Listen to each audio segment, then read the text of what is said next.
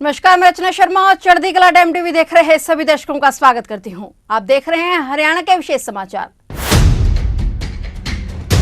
मुख्यमंत्री मनोहर लाल द्वारा आरंभ किया गया जनसंवाद कार्यक्रम जिला पंचकुला में प्रवेश कर गया। लगभग 3 घंटे तक लोगों के बीच रहे मुख्यमंत्री ने पंचकुला को मेडिकल कॉलेज सहित विकास कार्यों की अनेक सौगातें दी। अपने लोकप्रिय कार्यक्रम जनसंवाद में मुख्यमंत्री पंचकुला पहुंचे, जहां उन्होंने बताया कि विकास के छोटे कार्यों पर पिछले 5 वर्षों में 260 करोड़ रुपए की राशि खर्च की जा चुकी है। राष्ट्रीय फैशन टेक्नोलॉजी इंस्टीट्यूट, आयुष का एम्स जैसी राष्ट्रीय स्तरीय परियोजनाओं पर भी करोड़ों रुपए खर्च किए गए हैं। मुख्यमंत्री ने हरियाणा विधानसभा अध्यक्ष ज्ञानचंद गुप्ता की मांग पर पंचकुला में सेक्टर 32 में प्रस्तावित मेडिकल कॉलेज का काम हरियाणा शहरी विकास प्राधिकरण के माध्यम से करवाने की घोषणा की है। वहीं सीएम ने कहा कि पंचकुला में बेसहारा पशुओं के लिए पशुपालन विभाग और हरियाणा गौ सेवा आयोग के माध्यम से गौशाला की व्यवस्था की जाएगी। सकेतली के एसटीपी के कार्य को पूरा किया जाएगा। सेक्टर 19 अभयपुर के मिडिल स्कूल को बहुमंजिला बनाकर अपग्रेड किया जाएगा। सीएम मनोहर लाल ने घग्गर नदी में कार सहित फंसी महिला को बचाने वाले खड़क मंगोली के 15 लड़कों और एक लड़की को 21,000 रुपए की नगद और एक बहादुरी प्रमाण पत्र भी प्रदान किए। पहला एक विषय है कि कारपोरेशन से जुड़ा हुआ ही है। बरसात में काफ़ी सड़कें यहाँ की जो मेरी जानकारी में आई है, मैं भी अपनी रिपोर्ट लेता रहता हूँ, चाहे वो छोटे छोटे टुकड़े ही हैं, कोई 300 मीटर का है, कोई 200 मीटर का है। यानी ये जो सेक्टर 5 और माजरी चौक वाला ये जो रोड है, ये रोड बीच में टूटा हुआ है।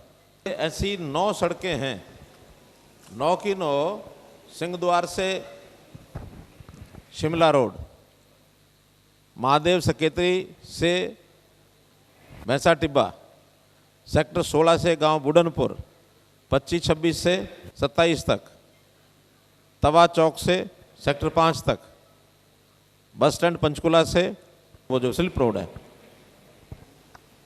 सीआईडी मोड़ से रेलवे पुल तक, सेक्टर 19 से जीरकपुर रोड तक, कालका जीरकपुर रोड तक, 9 सड़कें। ये सब जो है इसके चेक कराओ और इनको कंप्लीट करो। यहाँ पर 260 करोड़ के काम पंचकुला शहर के अंदर पिछले 5 साल में 6 साल में हुए हैं। 260 करोड़ के ये जो छोटे छोटे काम है शहर के अंदर, 4000 के तो बड़े काम वो मैंने छोड़ दिए हैं। जैसे मैं इसमें ये कई काम तो पूरे यानी यहाँ के बाहर के भी हैं, जैसे सेब मंडी का है, जैसे 78 करोड़ रुपए तो सेब मंडी में ही लगा है। फिर इसी प्रकार सेक्टर 32 पंचकुला और पिंजौर 220 केवीए का सब स्टेशन 52 करोड़ रुपया। सेक्टर 14 यहाँ हरियाणा बिजली वितरण निगम का मुख्य कार्यालय, यहाँ तो ऑफिस भी जो कैपिटल के जुड़े हुए ऑफिस हैं वो भी बहुत बन गए हैं, उसमें 87 करोड़ रुपया। मोरनी की जो ढाणियों में बिजली का काम 2.5 करोड़ रुपया। जल वितरण को सुदृढ़ करने के लिए 84 करोड़ रुपया। वाटरशेड प्रबंधन, इसके लिए डैम और टैंक 7 करोड़ रुपया। कजौली वाटर वर्क्स 62 करोड़ रुपया। सेक्टर 32 में tertiary water treatment plant 24 crore रुपया। सेक्टर 6 इस हॉस्पिटल को 100 से 300 बेड का हॉस्पिटल। सेक्टर 3 में आयुष्मान योग कॉन्फ्रेंस ट्रेनिंग हॉल 51 करोड़ रुपया। माता मनसा देवी प्रांगण में 279 करोड़ रुपए की लागत से 250 बेड का पहला ऑल इंडिया इंस्टीट्यूट आयुष अस्पताल। खेड़ावाली में 29 करोड़ रुपए का नर्सिंग कॉलेज। कालका में सामुदायिक केंद्र 50 बेड, सामुदायिक स्वास्थ्य केंद्र, आयुर्वेद डिस्पेंसरी, फिर सीसीटीवी कैमरास 13 करोड़ रुपए उस पर लगे। निफ्ट ये बनाया गया। राजकीय पॉलिटेक्निक, इसका छात्रावास 32 करोड़। नानकपुर राजकीय पॉलिटेक्निक कॉलेज में block A B 20 crore. Raipurrani में कॉलेज 16 करोड़। राजकीय महिला कॉलेज सेक्टर 14 5 करोड़ से महिला छात्रावास। मनसा देवी प्रांगण में 22 करोड़ रुपए का संस्कृत महाविद्यालय। मोरनी में पर्यटन का एडवेंचरस गेम्स का सेंटर। राजकीय महाविद्यालय कालका में खेल स्टेडियम, और ये जो मल्टीपर्पज़ खेल भवन ये बनाया गया 31 करोड़ 50 एकड़ में। पिंजौर बद्दी बाईपास 150 करोड़ रुपया, 2 आरओबी 75 करोड़ रुपया, सड़कें पुल छोटे छोटे दिए 100 करोड़ रुपया। सेक्टर 3 में centralize police control room 41 crore रुपया, लघु सचिवालय पंचकुला 22 करोड़ रुपया, पीडब्ल्यूडी रेस्ट हाउस 36 करोड़ रुपया, राज्य परिवहन हरियाणा इसकी वर्कशॉप 13 करोड़ रुपए, राज्य चौकसी विभाग सीआईडी इसका ऑफिस 18 करोड़ रुपए, कालका पिंजौर अर्बन कॉम्प्लेक्स 52 करोड़ रुपया।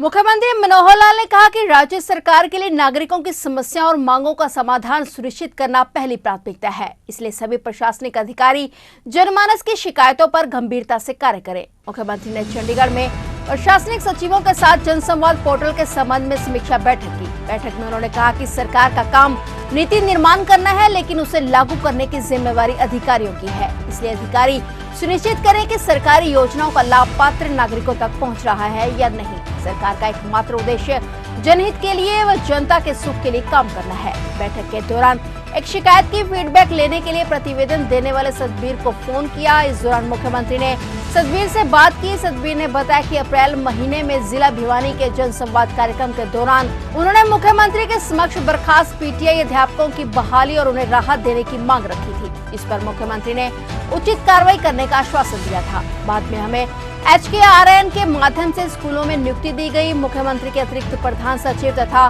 सूचना लोक संपर्क भाषा एवं संस्कृति विभाग के महानिदेशक डॉक्टर अमित अग्रवाल ने मुख्यमंत्री को अवगत करवाया कि अब तक पोर्टल पर 21,000 शिकायतें व मांगे दर्ज की जा चुकी हैं। इनमें से 14,543 प्रतिवेदनों को विभिन्न विभागों द्वारा आगामी कार्रवाई हेतु फील्ड अधिकारियों को भेजा जा चुका है। इनमें से 10,763 प्रतिवेदनों पर काम प्रगति पर है। इसके अलावा अभी तक 2,245 शिकायतों का समाधान किया जा चुका है।